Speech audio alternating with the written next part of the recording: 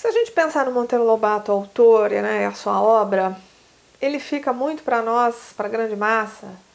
Bom, já tem um ponto aí para ele que é fundamental, ele é um autor conhecido, porque ele foi adaptado para a televisão, porque ele foi o nosso primeiro grande autor original de literatura infantil.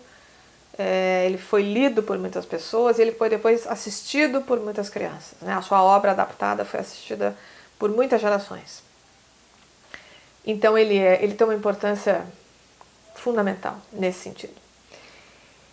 E aí eu acho que ele traz algumas preocupações para o Brasil que são muito significativas. Então, primeiro, essa preocupação de ter uma obra encantadora para a criança.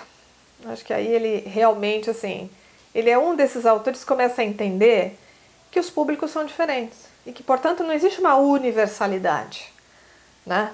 Não dá para fazer uma leitura, uma literatura para criança com uma cabeça de adulto. Quer dizer, claro que ele é adulto, ele sempre vai ter esse olhar, mas a tentativa dele, e que de alguma forma depois é consagrada pelos nossos melhores autores de literatura infantil, é assim: uma literatura para criança tem que ser agradável para criança.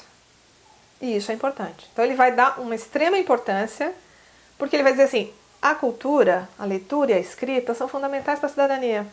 Então a gente tem que proporcionar isso para a educação das crianças. Ele tem essa grande preocupação.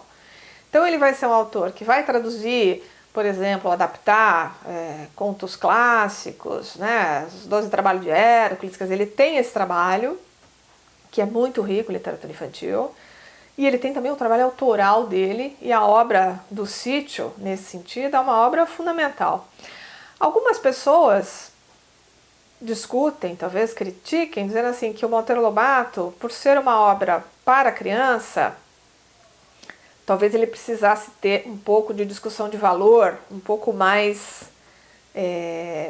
direcionada, porque ele está lidando com o público que ele está formando valores, de alguma forma.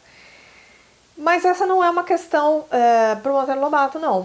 Então, talvez, assim, o que eu acho interessante, por outro lado, é que ele dá, portanto, à sua obra um caráter mais literário, ficcional e imaginativo. O que isso quer dizer?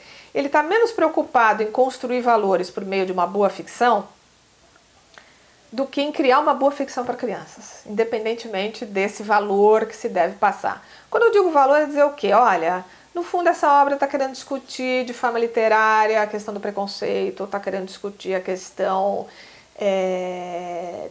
sei lá, do respeito ao outro, do respeito às diferenças, o valor do dinheiro. A gente tem uma série, né, de obras que de alguma maneira vão formar os valores e tentar assim, influenciar na boa formação de valores. O Sítio do Pica-Pau Amarelo tem isso? Não.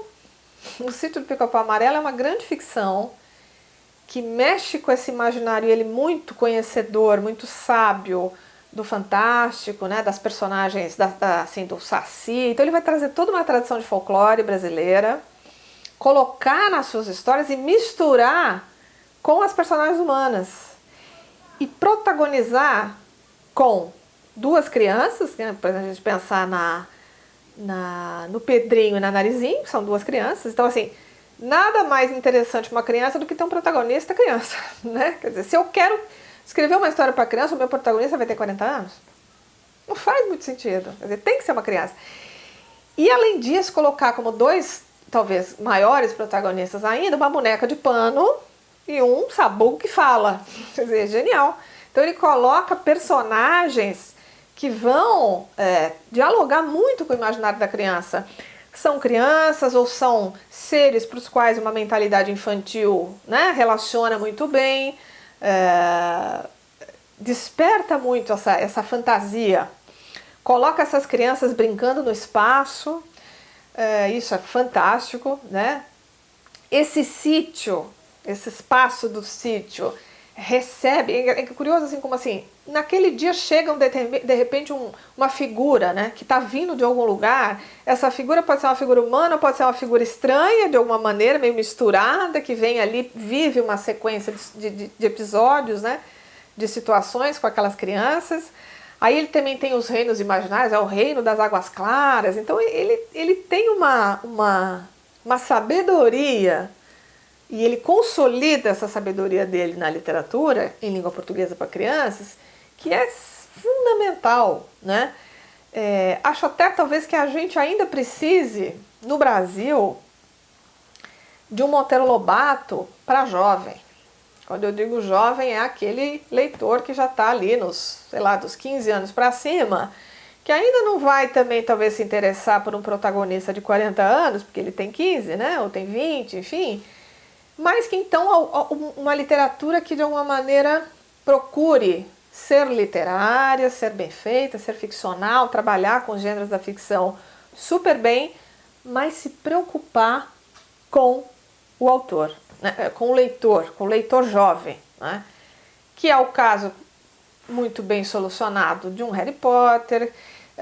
Se a gente pensar num livro como A Culpa é das Estrelas, ele traz isso já, né? É uma tradução no Brasil, quer dizer, é um livro que você tem que ler, ou você lê em inglês ou você lê traduzido, mas ele vai trazer uma história de uma protagonista jovem, tudo bem, e aí ele vai transformar essa história numa história muito bacana, na medida em que a menina, o que seria uma história de jovens estereotipada? Ela é bonita, ela é a querida da escola, o cara é o bonito que ela quer, ou ela é o patinho feio que quer o cara bonito. Essa menina tem câncer, vamos começar do começo, né? Essa protagonista desse livro, ela tem câncer, vive uma vida difícil, ao mesmo tempo ela tem os seus rompantes, ela tem os seus conflitos com a família. Então, assim, a perspectiva é bacana, é jovem, né? Quer dizer, ou seja, você traz uma temática que de alguma forma, pode passar por qualquer geração, mas o olhar é um olhar para um determinado público, para uma determinada faixa etária. Isso não foi visto, talvez, antes do Monteiro Lobato, por ninguém com a propriedade que o Monteiro Lobato viu e construiu a sua obra com relação ao público jovem infantil, no caso dele. E isso já dá à obra dele uma importância que realmente vai durar aí pelo tempo que durar a história da literatura brasileira. O Negrinha, o conto, de certa forma ele não foge dessa lógica. É claro que ele pode ser lido por um adulto também, e ele tem uma temática que, no fundo, quer chamar a atenção, né, desse adulto, de alguma forma, da época do Monteiro Lobato, para o erro, para o absurdo desse desrespeito aos direitos humanos que se faz com essa personagem, que isso é uma simbologia, claro. Mas ele pode perfeitamente ser lido por um leitor jovem, por uma criança, inclusive. Talvez aí, sei lá, que esteja no 7º ano, 8º ano do ensino fundamental. Porque ele coloca como sua personagem protagonista uma criança e os sofrimentos dessa criança.